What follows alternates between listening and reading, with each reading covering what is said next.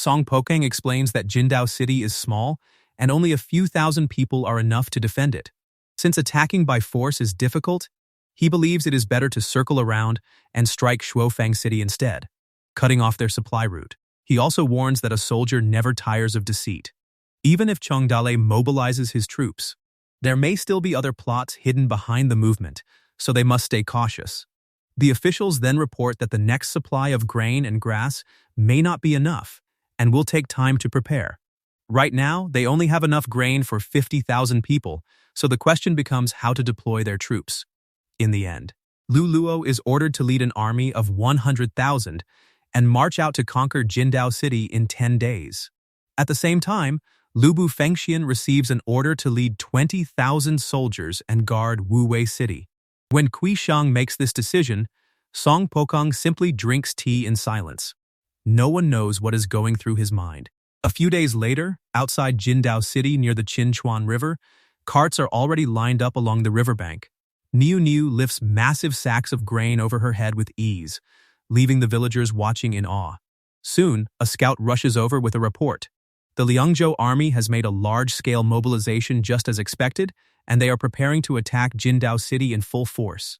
Kui Xiang's adopted son, Lubu Fengxian, is leading 20,000 troops into Wuwei City, but there are still no signs of his forces being dispatched.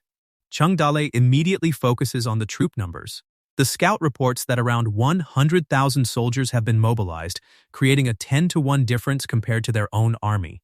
From the look of it, Jindao City is the main target. Cheng Dalei then checks the situation in Haojia City. The scout confirms that Haojia City has dispatched 20,000 infantry. With that, Cheng Dalei understands the enemy's plan. Since they realize they cannot defeat him by attacking separately, they are now combining their fists. This battle is likely going to be a tough one. When the scout waits for orders, Cheng Dalei commands him to recall Qinman and the Manzi army stationed in Shuofang City and prepare for a decisive battle. He also calls Niu Niu, because it is finally time to fight. Their forces begin preparing to move. Over the past half-month, Cheng Dalei's path has been focused on leading troops to attack Jindao City from the rear. By occupying Jindao City, he gains control of the upper reaches of the Qinchuan River. At the same time, Guan Yu has killed Zhong Weihu, while Zhang Fei has fought a major battle against the combined forces of Haojia City and the Liangzhou army. The Qinchuan River branches toward Yinmapo South and Wuwei City, where Lubu Fengxian leads 20,000 troops. Now, all three sides are mobilizing and sending their forces toward the western plain of Yinmapo. The three sides set up camp 10 miles apart, using the western plain of Yinmapo as the battlefield. On Toad Village's side, Qinman, Guan Yu, Zhao Zilong, and Tong Fei lead their teams out first. Ling Zhen's artillery battalion also carries heavy weapons toward Yinmapo to set up. For the Liangzhou army, Lu Luo leads 100,000 soldiers, accompanied by many civil and military officials. Meanwhile, Haojia City remains a small city surrounded by mountains with dangerous terrain that is easy to defend and difficult to attack. Its city lord leads 20,000 infantry and 1,000 cavalry to establish camp north of Yinmapo. Soon, another scout brings a report. Cheng Dalei has been found leading 10,000 troops and setting up camp on the southern plain of Yinmapo with their backs to the river.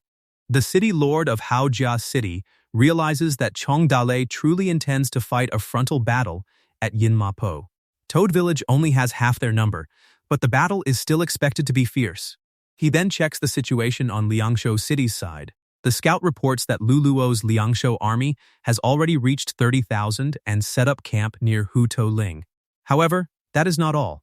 More troops are still arriving, and judging by the tents already set up, the final number will be around 100,000. The city lord is pleased with the situation. Yinmapo has open terrain, yet Cheng Dalei has chosen to camp with his back against the river. Their forces are 10 times stronger than the enemy, so if they fight here, they may be able to wipe Cheng Dalei's army out in one move. Meanwhile, Qinman cannot understand why Cheng Dalei chose this place as the battlefield. Their army has the vast river behind them, which means there will be no retreat once the battle begins. Cheng Dalei explains that this is exactly the point. He wants to give the enemy a chance to fight in the open field. If they believe they can win, they will cooperate. But if he lets them come attack the city instead, they will be much harder to lure in. After that, Cheng Dalei chuckles and observes the size of the camps and the smoke rising from them. The Liangzhou army has around 100,000 troops. They really are wealthy and powerful, able to summon 100,000 soldiers with a wave of the hand. Then, he looks at his own side. Compared to them, he has squeezed out these 10,000 troops with sheer effort. Qinman brings the focus back to the battle plan. Cheng Dalei answers directly, they will fight it out. After all, they have 5 masters, 10,000 elite soldiers, and the artillery battalion. If they still cannot take down 100,000 imperial troops with this lineup, they might as well give up. Cheng Dalei lets out a breath and orders Qinman to prepare for battle. Qinman accepts the command and moves to carry it out. Cheng Dalei whistles, and Ni Yinyang flies out before dashing toward him. She demands to know who he intends to kill. Cheng Dalei explains that before the great battle, the enemy army has already sent out many pairs of scouts to monitor them. In the dim forest, no one knows how many hidden eyes are watching from the darkness. Their trump card cannot be exposed before the battle, so tonight, the two of them will move together and eliminate those eyes and ears first. Ni Yinyang has no issue with the mission, but she questions whether the leader should really leave the camp. If anything goes wrong, he could be surrounded by tens of thousands of troops. Cheng Dalei challenges whether she is looking down on him. Back then, he infiltrated the royal city alone and personally killed the king of the wrong tribe. Compared to that, dealing with a few scouts is nothing. Ni Yinyang brings up that Wanner once mentioned that incident. But Wanner also instructed her to make sure Cheng Dalei stays safe. Since that is the case, she wonders why he does not let Wanner come along. Cheng Dalei explains that the time has not come yet. Everyone has their own duty, and this plan has already been arranged long ago. He proposes that they split into 2 groups. Ni Yinyang will handle the Haojia army scouts, while he takes care of the Liangzhou army scouts. Ni Yinyang immediately turns it into a competition, deciding that whoever kills fewer enemies must fulfill one promise for the winner. Cheng Dalei wants to know what she has in mind, but Ni Yinyang laughs it off since she has not decided yet. Revealing the reward before the competition would only make things boring. Cheng Dalei accepts, and the bet is set. Meanwhile, at Drinking Horse Slope on the west bank, enemy scouts track the heavy transport ships from Toad Village. The ships have reached the west bank 3 miles away, but no one knows what they are carrying. The scouts notice that Toad Village does not have many people stationed there, making it impossible to cover both obvious and hidden guards across a radius of several miles. The forest in the middle is especially hard to protect, which gives them an opening. They suspect the cargo may be catapult stones and consider moving closer to confirm it. According to reports from the other scouts, the wheel tracks of the heavy transport ships are deep, and traces of gunpowder have been scattered on the ground. But before they can act, Ni Yinyang lunges at them.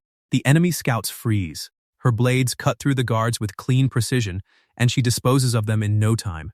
As the fight ends, Ni Yinyang reflects on how she originally intended to stay by Wanner's side, yet somehow, she is doing this instead. She has even agreed to a bet with Cheng Dalei, and now she starts wondering what she should make him do once she wins.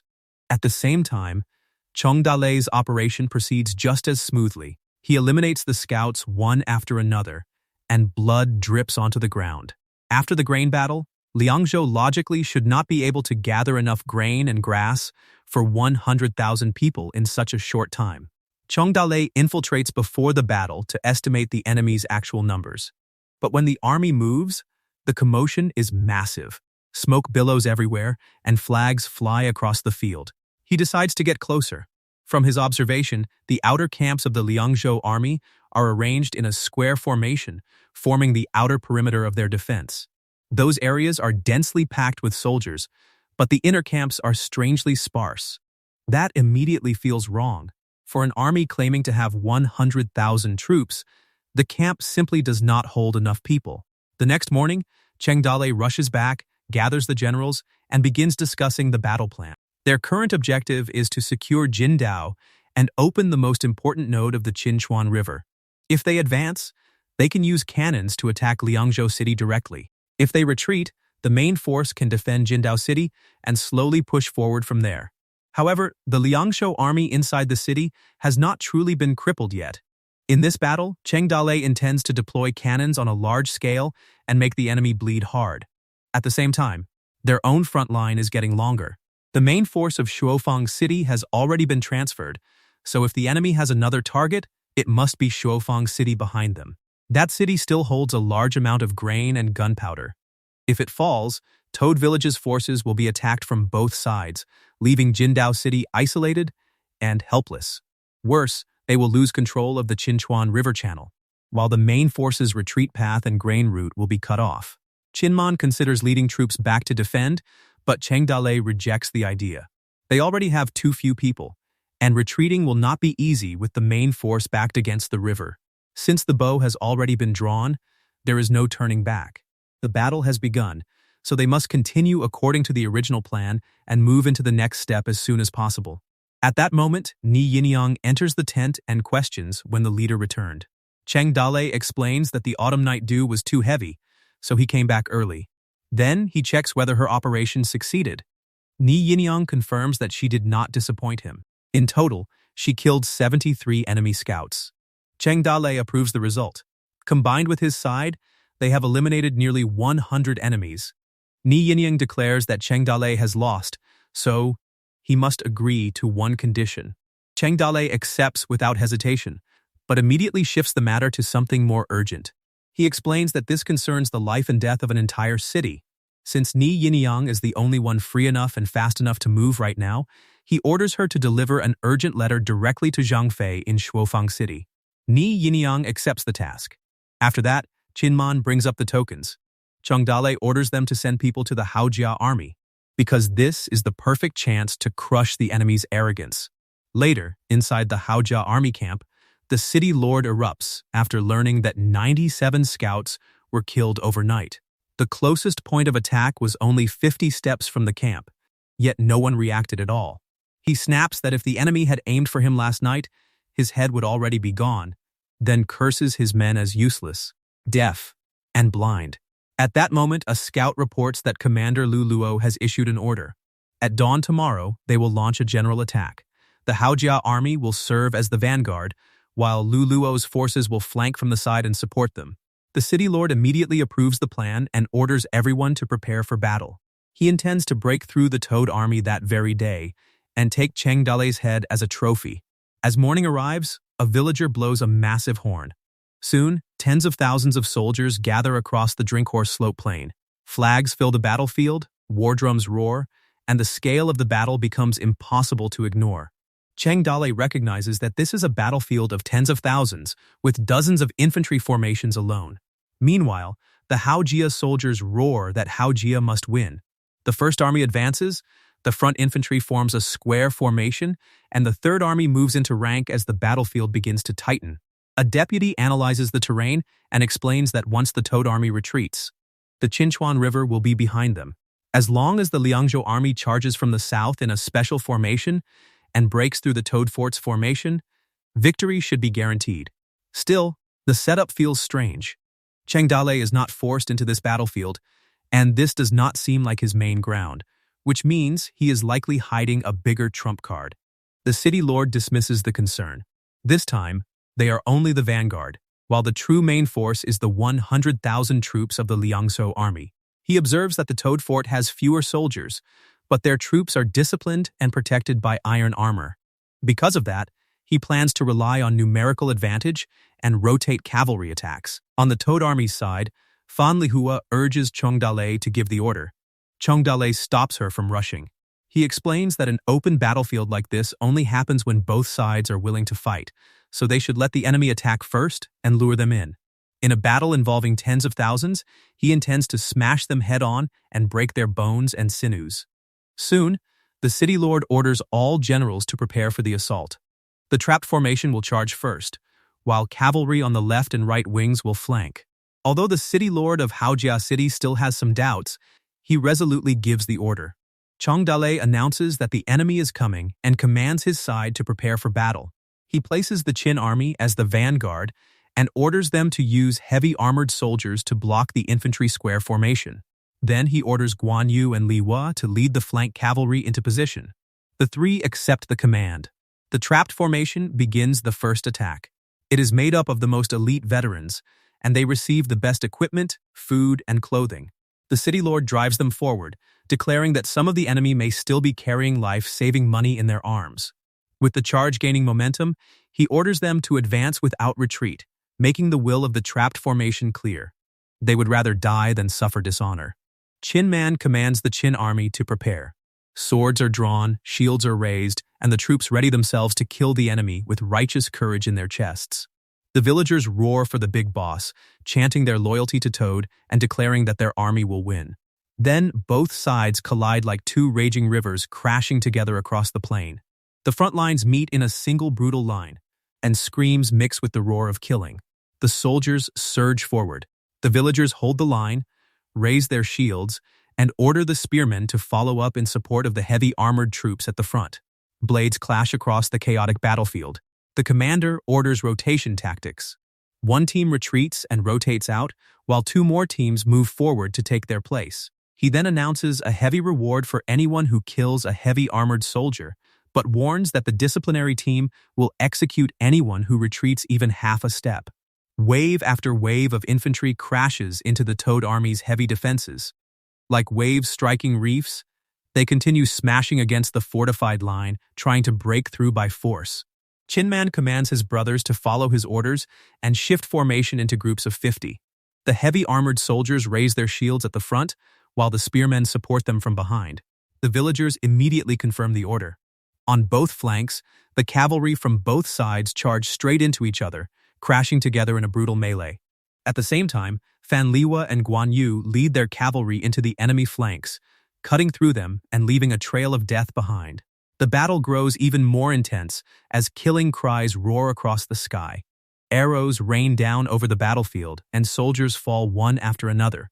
At the front, the heavy armored soldiers block the enemy advance. Behind them, the disciplinary team guards the rear, forcing the troops to keep fighting.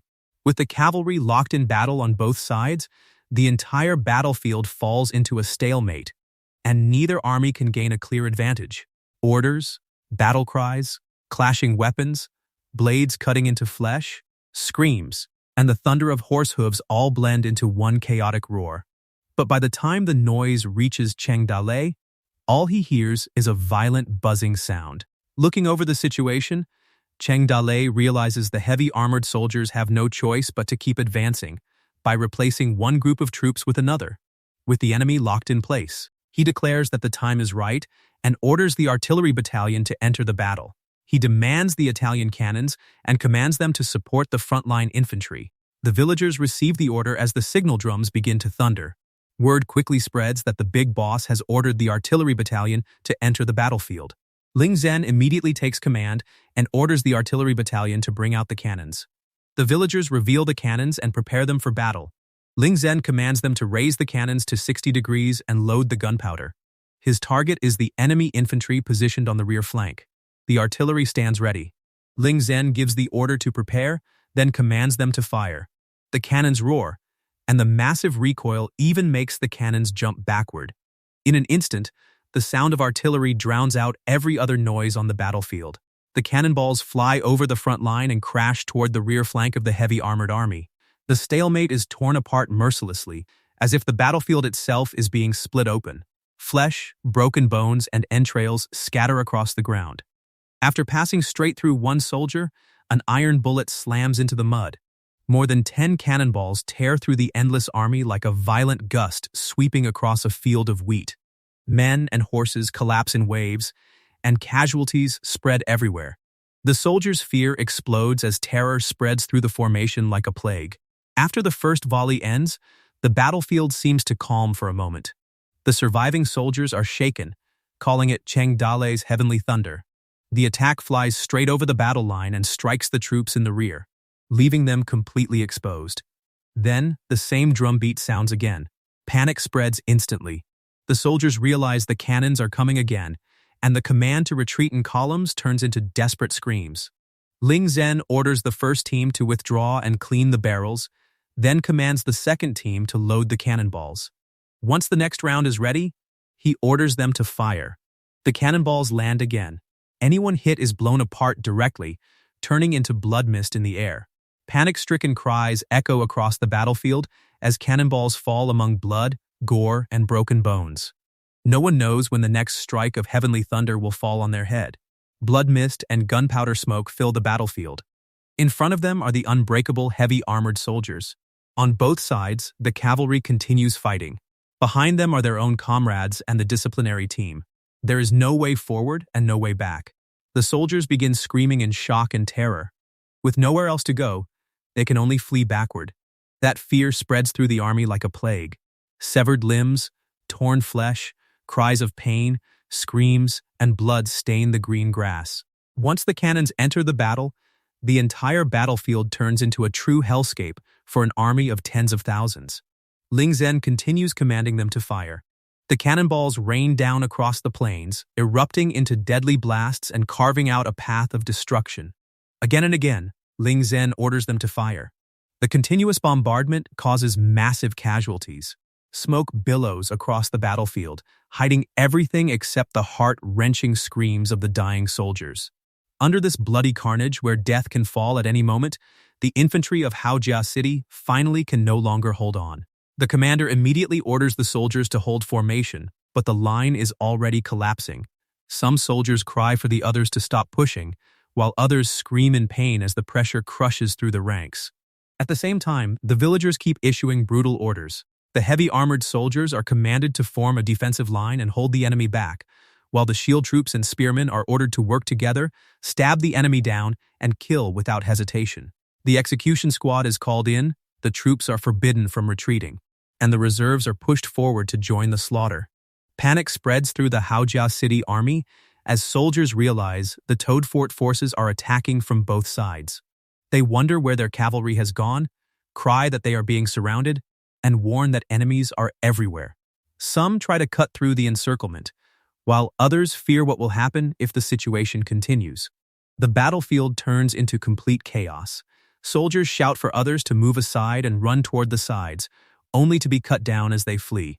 Some beg not to be stepped on, while others urge the Lord to retreat before it is too late. But the cavalry on both sides has already formed an encirclement, cutting off their escape routes. As the soldiers run, the cavalry moves in to intercept them, turning their retreat into a massacre. The soldiers gasp in terror, beg to be spared, and cry for someone to save them. Some cannot understand how things have fallen apart so quickly, while others scream in pain and realize that everything is already over. More soldiers surrender, claiming they have had enough. Others desperately wonder where the reinforcements and the Liangzhou army have gone. Some urge their comrades to run, some beg for mercy, and some watch everyone die one after another while questioning why they are fighting alone. Just then, the orderly reports that the cannons are overheating and have reached their limit, making it impossible to fire anymore. Cheng Dalei immediately orders the cannon battalion to retreat and rest. Cheng Dalei then observes that the Liangzhou army is still waiting outside the camp. When he wants confirmation on the enemy's main force, the orderly reports that they still have not found it. At that moment, Cheng Dalei understands the truth. The troops outside the camp are only decoys, while the real elite force has never appeared on the front line. In fact, the Liangzhou army probably never intended to join the battle from the beginning. With the situation now clear, Cheng Dalei orders the charge to sound once the middle squadron of the Dragon Character Army deploys. The Fish Army and the Pear Blossom Army will immediately follow, using the Trident formation to break through the enemy. Cheng Dalei commands every army to grab their war flags, follow him, break through the enemy, and kill. Now, it is time to end this war. Qin Man shouts for everyone to make way. At the same time, the breaking army war flag activates, increasing the charging speed of their side while blending its effect with the other army flags. Cheng Dalei orders a full army attack and leads the charge straight toward the enemy general's head. The Martial Star war flag also activates, increasing the morale of their side. These are the only two war flags brought on this expedition, but their impact is more than enough. Cheng Dalei commands them to kill and use the Trident Cone formation. In the next instant, the two forces collide with full intensity. The horses break through the enemy lines, and soldiers scream as the charge tears into them. The three cavalry units move like a trident, ripping apart the last remaining order in the Haojia City army. Guan Yu commands the Fish Army to enter from the flank and shred the enemy, while Fan Li Hua declares that now is the time for the Pear Blossom Army to charge.